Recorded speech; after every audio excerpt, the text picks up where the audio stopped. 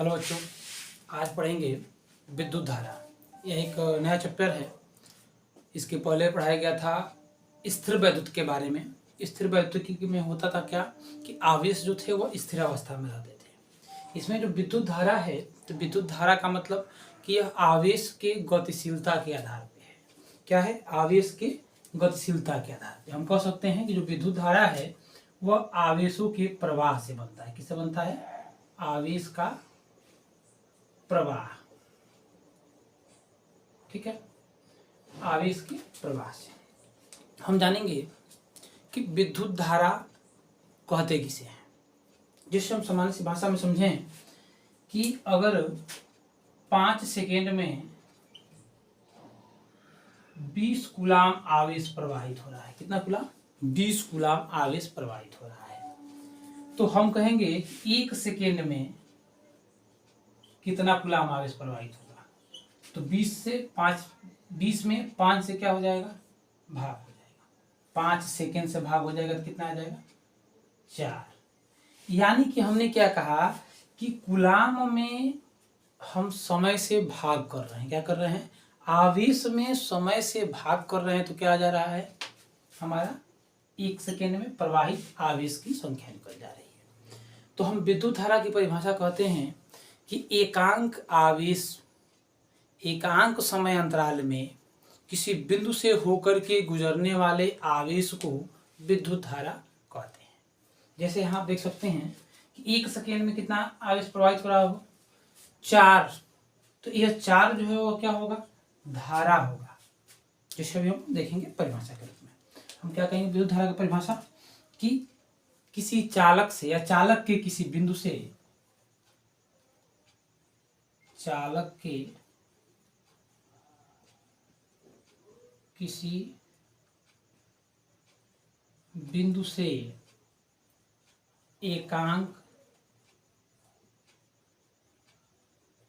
समय में प्रवाहित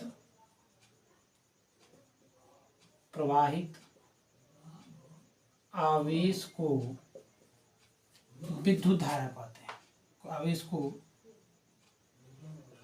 वैद्युत धारा कहते हैं। देखिए यहाँ क्या आया है? एकांक समय, अर्थात हमने यहाँ क्या एग्जाम्पल लिया था कि 5 सेकेंड में 20 कूलाम आवेश प्रवाहित हो रहा है।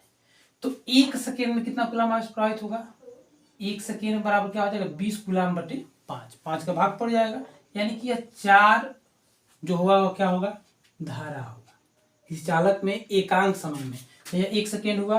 1 सेकेंड में प्रवाहित आवेश, तो कितना आवेश है? 20 बटे 5 आवेश प्रवाहित हो रहे हैं, जो किसको व्यक्त करेंगे? धारा को व्यक्त करेंगे। अर्थात हम कह सकते हैं क्या हो जाएगा? विद्युत धारा बराबर वैद्युत धारा बराबर क्या हो जाएगा? प्रवाहित आवेश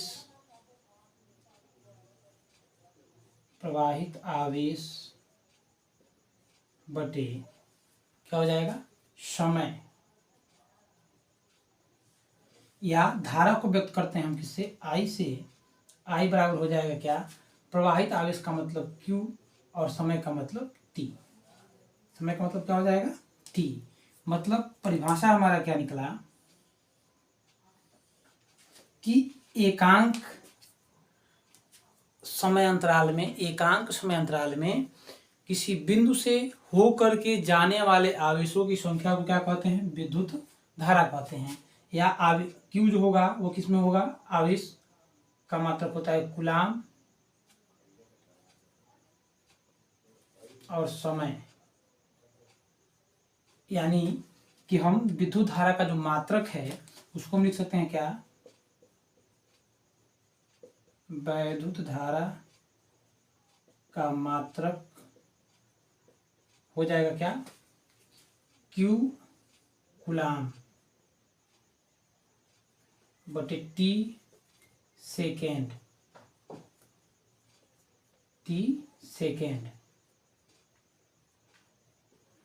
या इसी को कहा जाता है क्या? एम्पियर। क्या कहा जाता है? कूलाम प्रति सेकेंड को ही एम्पियर कहा जाता है, एम्पियर।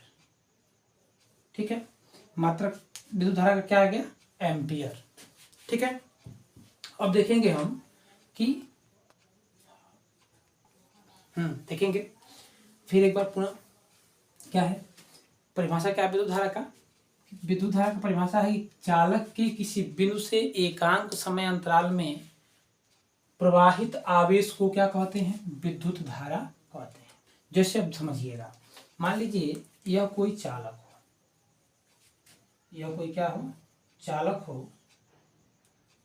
इस चालक में जो है धारा प्रवाहित करानी है या धारा प्रवाहित हो रही है आई एम्पियर।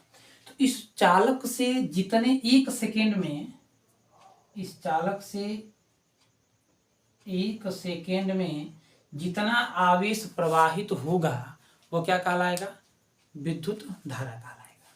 ठीक है, तो विद्युत धारा की परिभाषा हमारा हो गया। उसमें हम उसका जो फार्मूला होता है विद्युत धारा का, वैद्युत धारा का, वो क्या होता है, प्रवाहित आवेश बटे समय। ठीक है, अब हमको चाहिए क्या, विद्युत धारा का मात्रक। ये जो मात्रक है वो किसमें है, एसआई पद्धति में हम कह सकते हैं। एसआई पद्धति में विद्युत धारा का मात्रक क्या होता है, एम्पियर होता है।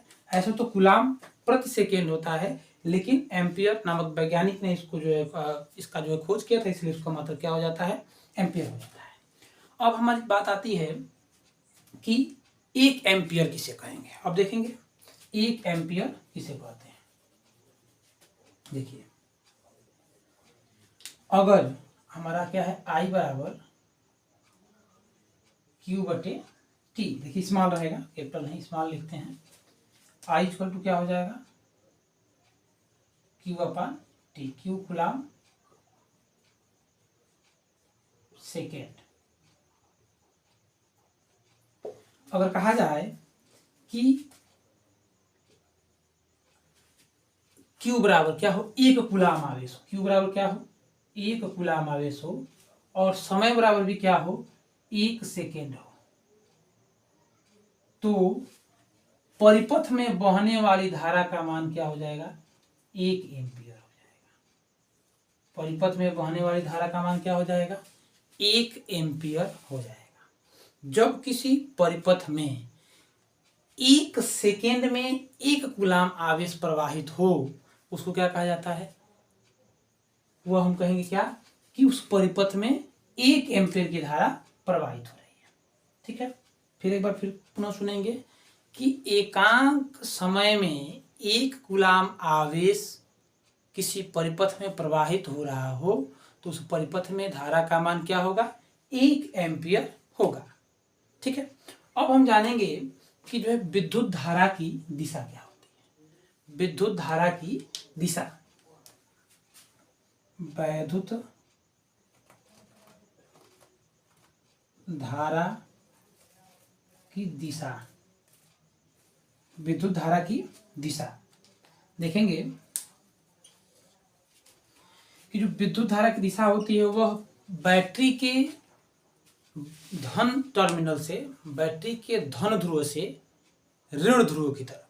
जैसे आप देख सकते हैं कि अगर बैटरी है, यहाँ कोई बल्ब लगाया गया हो, यह प्लस है और यह माइनस है, तो बाह्य परिपथ में बैटरी के जो है धन टर्मिनल से ऋण टर्मिनल की तरफ क्या होता है, विद्युत धारा का प्रवाह होता है। यानी विद्युत धारा की जो दिशा होती है, विद्युत धारा की जो दिशा होती है वो क्या होती है, प्लस से माइनस की तरफ होती है। ठीक है, विद्युत धारा की जो दिशा होती है वो क्या होती है, विद्युत धारा की दिशा, वैद्युत धारा की दिशा क्या होती है, धन टर्मिनल से या धनात्मक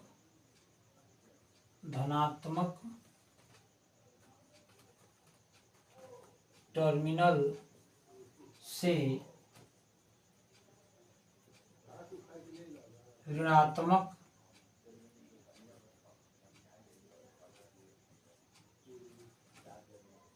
टर्मिनल की ओर होती है। विद्युत धारा की जो दिशा होती है वो किधर होती है? विद्युत धारा की दिशा धनात्मक टर्मिनल से ऋणात्मक टर्मिनल की ओर होती है। कहाँ? बाह्य परिपथ। बाह्य परिपथ ये जो होता है वो कहाँ होता है? बाह्य परिपथ में होता है। ठीक है, हम यहाँ तक समझ गए। फिर एक बार पुनः शुरू से देखेंगे कि विद्युत धारा होती क्या है। विद्युत धारा आवेश के प्रवाह से विद्युत धारा का जो है उत्पादन होता है। आवेश अगर प्रवाहित नहीं होते हैं तो विद्युत धारा का जो है उत्पन्न होना संभव नहीं है। इसलिए क्या बताया गया है कि एकांक समय अंतराल में किसी बिंदु से होकर के गुजरने वाले आवेश को ही क्या कहते हैं? विद्युत धारा कहते हैं। यार आपका परिभाषा विद्युत धारा का सूत्र हमने निकाल दिया, क्या? प्रवाहित आवेश बटे समय, या विद्युत धारा का प्रतीक होता है आई, आवेश का प्रतीक होता है क्यू, समय हमने भाग दिया। विद्युत धारा का जो एसआई मात्रक हम क्या निकाला? कूलम्ब प्रति सेकेंड, या इसी को हम क्या कहते हैं? एम्पियर कहते हैं। ठीक है, अब हमने जाना 1 एम्पियर की परिभाषा कैसे दी जा सकती है। तो 1 एम्पियर किसे कहेंगे? हम कहेंगे किसी परिपथ में 1 कूलम्ब आवेश को प्रवाहित होने में 1 सेकेंड का समय लगता हो तो हम कहेंगे उस परिपथ में 1 एम्पियर की धारा प्रवाहित हो रही होगी। ठीक है, इसको देख लीजिए। चलिए अब हम देखेंगे कि जो विद्युत धारा होती है वो सदिश राशि होती है या अदिश राशि होती है। देखिए यहाँ दोनों के बारे में हम दर्शा दिए हैं, विद्युत धारा सदिश और अदिश। अब हम देखेंगे पहले कि विद्युत धारा हम जब देखते हैं तो हमें यह पता लगता है कि विद्युत धारा जो है वो सदिश राशि है। कैसे पता लगता है कि वो सदिश राशि है? इसके बारे में देखते हैं। जैसे यहाँ आपको दिखाया गया है बैटरी का धन और माइनस ध्रुव। इसमें देखा जाता है कि बैटरी के धन ध्रुव से धारा निकल करके बैटरी के ऋण ध्रुव तक जाती है। यानी कि विद्युत धारा का प्रवाह धन से ऋण की तरफ होता है। दिशा का तो हमें यहाँ बोध हो रहा है किधर कि 5 एम्पियर की धारा धन ध्रुव से ऋण ध्रुव की तरफ जा रही है।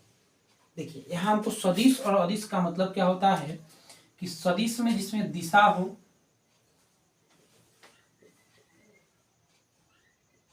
परिमाण हो, और एक और आता है सदिश योग के नियम का पालन करें। सदिश योग के नियम का पालन करें। सदिश योग के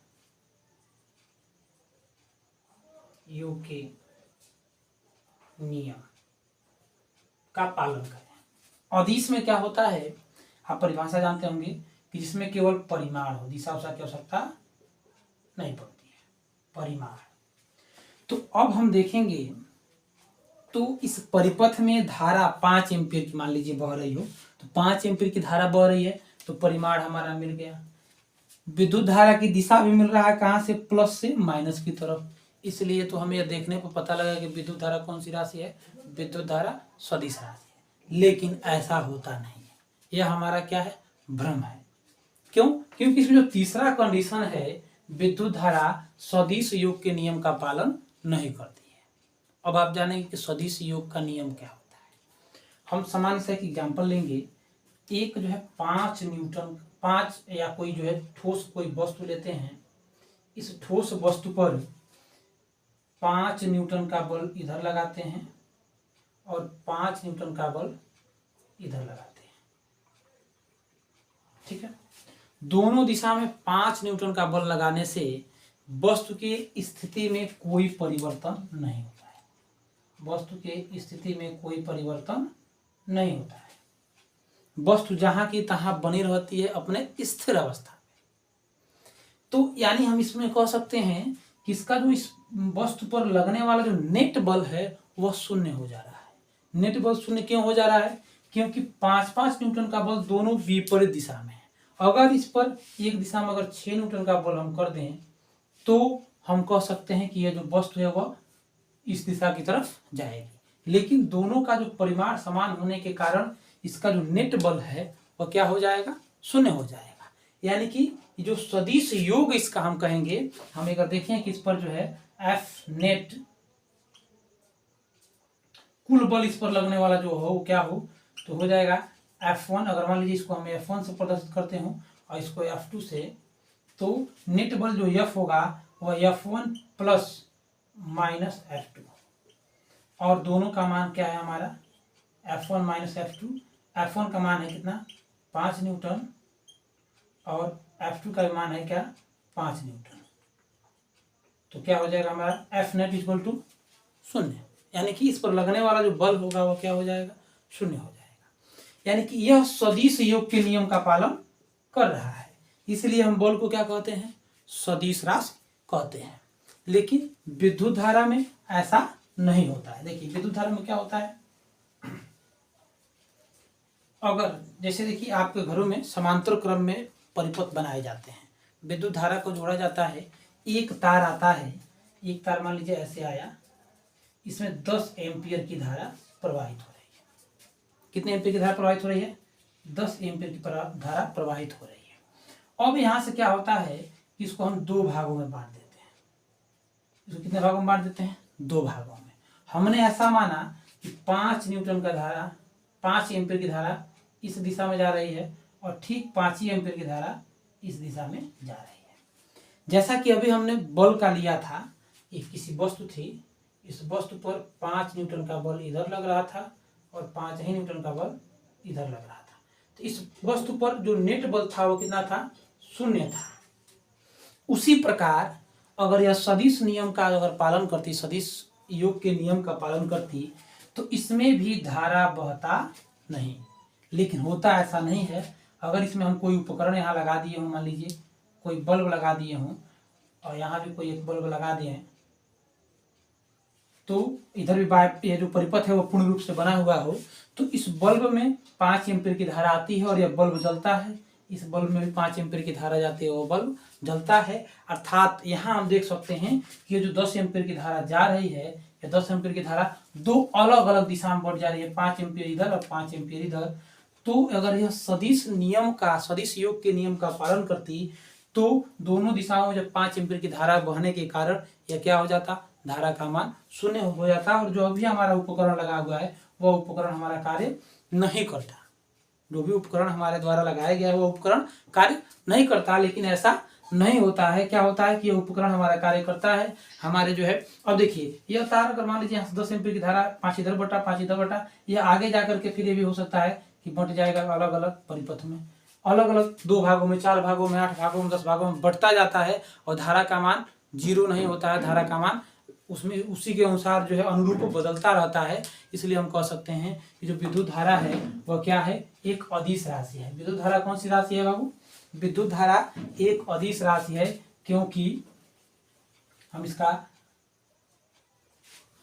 देख सकते हैं, कहेंगे क्या विद्युत धारा, नोट में लिखेंगे विद्युत धारा एक अदिश राशि है, एक अदिश राशि, अदिश राशि है, क्योंकि यह सदिश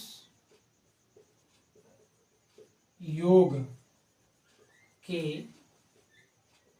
नियम का पालन नहीं करती है।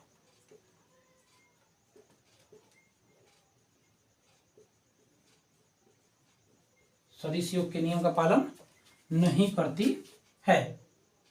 आप देख सकते हैं, फिर एक बार शुरू से समझेंगे।